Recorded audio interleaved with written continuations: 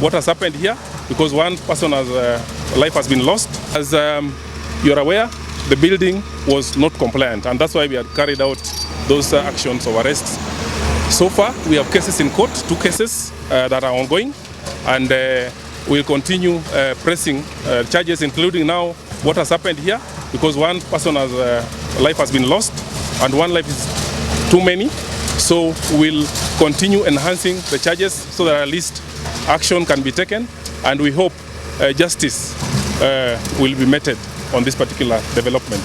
So for now, I want to end it there. Maybe I want to invite my colleague, the Registrar of Engineers Board of Kenya, to also say something about the engineering practice and what's needed for this particular development to be safe. Thank you. Morning. First, I'd like to give condolences to all the families of the victims. We are praying for them. As Engineers Board of Kenya, we regulate engineering services, and it is expected on every site there should be a registered and qualified engineer working on the project. We are still getting to establish the facts of this matter, but as has been said by my colleague, Engineer Morris from NCA, that they are still looking at the paperwork. I think it was all not in order, and I'd also just want to reiterate, we are urging all developers, please engage qualified and duly registered engineers and contractors so that we can safeguard lives. It is indeed very sad. I think the laws we have in this country are sufficient for us to do the right thing. So we are going to be looking at this. I think there's a crisis, and as building regulators, we want to look and work closer together, and working with county governments, in fact working with everybody, all stakeholders. We want to work with everybody so that we can stop this impunity, this ignorance and impunity, that ignoring the law. You're advised to stop a building, and yet we are continuing. So I think I'd also just want to stop it at that, but we are taking these matters seriously. We are also currently doing some disciplinary cases to check on engineers' roles on other previous projects that have collapsed, and we are soon going to be releasing the results and the reports. And where an engineer is found culpable, we are also going to take the necessary actions to make sure that we do not continue to endanger the lives of our citizens. Thank you. Qualified contractor, was it a registered contractor or NCA? How was the compliance so far from what we have seen? Yeah, as I've indicated, this project we have done 3 arrests in the past, and we have cases in court ongoing because of non-compliance issues. So there was no registered contractor. There was no registered contractor on this site, and currently we have commenced investigations to even rope in all the actors who may have abetted those orders that we gave that could have secured safety of the innocent Kenyans who have now, some have been injured, and unfortunately one life has been lost in the process. Yeah. Are there other buildings not to be continuously constructed as this one, maybe in Nairobi? And what maybe constituency in Nairobi might be leading with such buildings? Because I'm sure that yesterday I was spoken that this building was marked X, not to continue construction, but to continue. Do we have other buildings in Nairobi, and how safe are Kenyans in Nairobi especially? Thank you very much. We have enhanced our surveillance, and this is done for quite a number of more than 2 years now. And one thing that you realize now, that because of the enhanced compliance and enhanced surveillance of our team on the ground, there's a lot of prior warning that we give, and to most extents, we find a building will collapse after the warning, and because of the prior warning, no life is lost. So we have few cases around Nairobi and the entire country where buildings are non-compliant, and we are continually engaging the developers in collaboration with other players like the Engineers Board, the counties, to ensure that we do enforcement so that the buildings do not continue until they get everything right. In Nairobi, Yeah. especially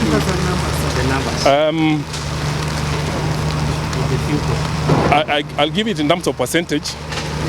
For every 10 sites we visit, there is about 30% or 3 out of 10 that are not compliant. And the non-compliance here range on 7 key issues. One, there could be lack of a registered contractor.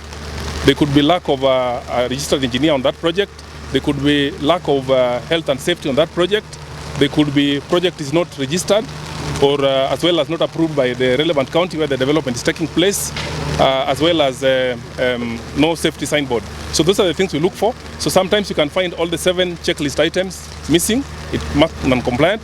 Sometimes it's just one item. So the level of non-compliance vary depending on one site to another, but on average we have about 30% non-compliant sites across.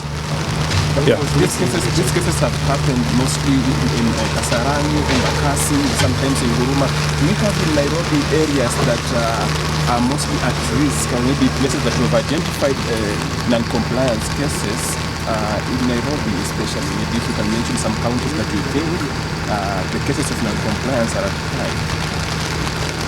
Well, you know, construction activities vary in terms of the rate of construction across the country. So there are counties that have got quite high or rapid developments, like of course Nairobi and the neighboring counties within the within the metropolis, as well as other cities across the country and other major towns. So depending on the high rate of development in each county, the rate of 30% would still apply, because this is across board. Dr. Matu na mimi ni mhandisi ambaye ni director wa Engineers Board of Kenya nikiwa mmoja wao. Mimi naona tumehusinika sana hapa sababu hii ni siku ya pili. Last week tulikuwa na tukio kama hii ambao nyumba nyingine hapo Tasia kama ya ghorofa 6 pia ilianguka. Na kwa hivyo sisi tuna huzuni sana na tunastuka sana na kusema ya kwamba tunaona ya kwamba kuna tabu fulani, na tabu hiyo tumejaribu sana kuangalia ni tabu gani, tuone vile tunaweza kuisolve, na tunaonelea sana kwamba wale watu wana develop nyumba ambao wanataka kujenga, ambao wako na pesa ya kujenga, hawataki kutumia wahandisi, ma-engineers ama ma-professionals wale wa mjengo, hata kutokea kwa architect, kutokea kwa quantity surveyor na pia wahandisi wenyewe wale wamekubaliwa kuangalia kazi. Na tungeomba sana hawa watu ambao wanataka kujenga waone kwamba engineers ama hawa professionals hawa ndio insurance ya nyumba yake ikijengwa, sababu wakikosa hiyo insurance, sasa hii nyumba ikianguka inaanguka na inaua watu wengi. Hata ikiwa ni mtu mmoja, kuua ni kitu mbaya sana. Pia wenyewe wanapoteza mali nyingi zaidi. Inaonekana pia tukiangalia sana kwa upande wa Engineers Board of Kenya, kuna cartel inaonekana hapo katikati, ambapo technicians na watu wengine wa technologists ndio wana approach developers wakisema ya kwamba hawa ndio wahandisi, na wanachukua kazi kutoka kwa developers.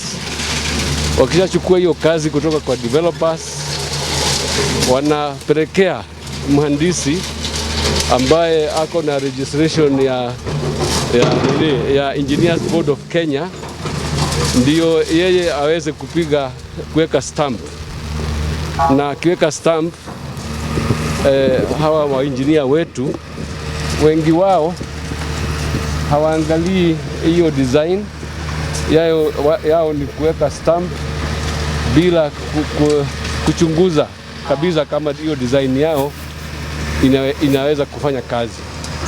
Na tumeona pia wakipatiwa hiyo kazi, hawa mainjinia wetu hata hawaendi kuangalia ni wapi hiyo plot inajengwa. Wengi hawajui hata iko wapi, na kwa hivyo hiyo ni tabu moja kubwa, na hii ni kama cartel na iko kila mahali kwa nchi, hata ukitokea Mombasa, Kisumu, Siaya na kila mahali tunaona hiyo ndio inaendelea. Kwa hivyo sisi tungeangalia, tungeuliza usaidizi mkubwa kwa nyinyi watu ya magazeti na pia watu ya radio na kila mahali, media yenyewe itusaidie kutatua hii hali. Utupatie nafasi ndio tuwe na maneno ya kueleza watu, wawe na awareness vile maneno inaendelea, sababu tukiendelea hivi tutaendelea watu wataendelea kupoteza maisha yao na pia watu wataendelea kupoteza pesa zao. Hii ni cartel ambayo inaendelea, lakini lazima tunini. Pia tunauliza DCI